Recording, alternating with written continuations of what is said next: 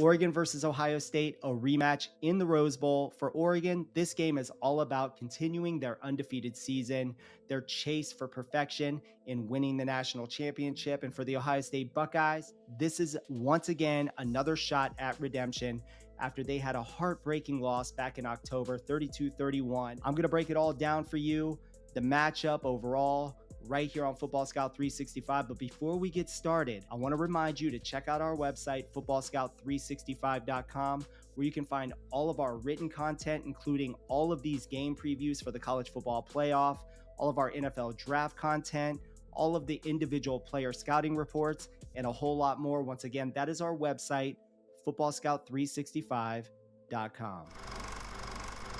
Now let's start off talking about Oregon's defense versus this potent Ohio State offense. Ohio State, they absolutely came out swinging against the Tennessee Volunteers at home in the first round of the college football playoff. Now this Oregon defense, it's been one of the best defenses, by the way, against the pass this season. That is the area that we're going to be keeping an eye on in this particular matchup. I believe Ohio State's passing offense is going to be a key for them to win this game, and I believe it's going to be up to this Oregon defense to figure out how to kind of contain the explosive passing game of this Ohio State offense. But nevertheless, Oregon's defense, they have allowed just 176 passing yards per game on the season. They rank 8th nationally in that particular category. Now, Oregon has ranked pretty highly at pressuring the quarterback on the season. They are led by edge rusher Jordan Burch, one of the top edge rushers in this 2025 NFL draft class, by the way. Oregon as a team, they have a sack rate of 8.48%. They rank inside the top 20 nationally in that particular category. So that is going to be something to keep an eye on in this game if they're able to get pressure. In the first matchup, by the way, Will Howard, he delivered one of his best games of the year as a passer. He completed 28 of 35 passes. He had over 300 yards passing, and he threw 2 touchdowns and 0 interceptions in that particular game. Ohio State's offense, they were aggressive early on in this game. In the first matchup back in October, they averaged almost 9 yards per play in the first quarter alone. With Emeka, Egbuka, and Jeremiah Smith, by the way, in this game, they combined for a total of 19 receptions, almost 200 yards of offense, and 2 touchdowns. That tandem is going to be key in this matchup. I believe Emeka Egbuka, once again, I talked about him against Tennessee or leading up to the Tennessee matchup, being a player to watch in terms of his NFL draft stock. Oregon's defense, they did allow some explosive plays in the first matchup against Ohio State. They adjusted late in the game, though. They held Ohio State to just 4 of 12 on third down. Discipline also played a key role in this game for the Oregon Ducks. They committed only 3 penalties. Ohio State committed 8 penalties, so that can play a massive role in a tightly contested matchup that we believe that this game will turn out to be. Now, on the flip side, Oregon's high-powered offense averaging 37 points per game. They're going to be facing an Ohio State defense that has allowed just under 12 points per game over their last 5 matchups. Now, Dillon Gabriel for this Oregon offense, obviously he is the engine, the motor of this offense.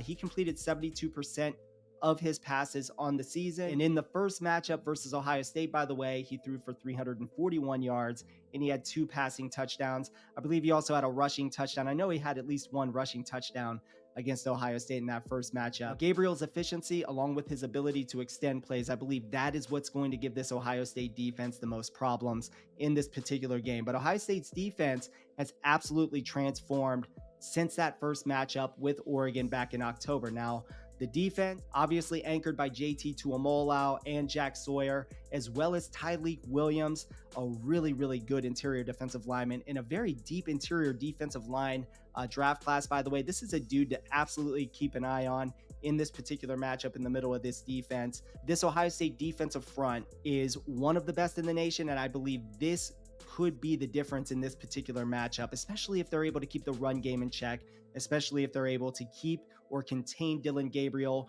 Really adding pressure to him in the throw game is going to be very, very important. Now, another element that Ohio State must pay attention to in this game is Oregon's ability to run the football. They are very good at running the football. They have a very, very good offensive line, by the way, that's not only great in pass protection, but they're also very good in run blocking as well. Their ability to kind of mix up the run game and the pass game and marrying all that together, I love what they do offensively in that way. But running back Jordan James, a guy to absolutely keep an eye on in this game. Another NFL draft prospect in this game. All right, so here's my prediction on this particular matchup. It's hard to beat the same team twice. It's even harder when you barely beat them to begin with in the first matchup. You were the home team, and it took a few lucky bounces to go your way in that matchup for you to win that game. Both teams are much improved, by the way, since the first meeting. So to me, this game is an absolute toss-up overall, but I am actually leaning a little bit more towards Ohio State in this matchup. I love the skill player talent that Ohio State has. I don't really trust the offensive line fully. I think that's where Oregon can try to exploit them.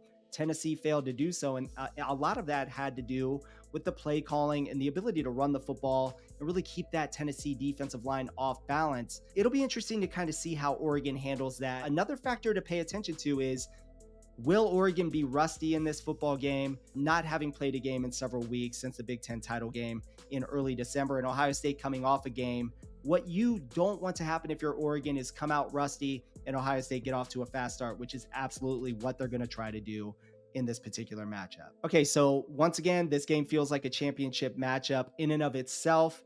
It is being played in the granddaddy of them all, the grandest stage in college football. I think the Rose Bowl game should be the annual college football national championship site every single year. Maybe one day that will come to fruition. We'll see how that pans out. But let me know your thoughts on this particular matchup. Let me know who you think is going to win the game in the comments section. Pick the score, leave that in the comments section as well. Let us know your thoughts on anything that I did not bring up. Maybe you've got some things that you know about that I didn't, discuss in this very short video. Let me know in the comments section. Let's get the conversation rolling. Once again, I do want to say thank you for watching. Please like the video, subscribe to the channel, and stay tuned for more great content.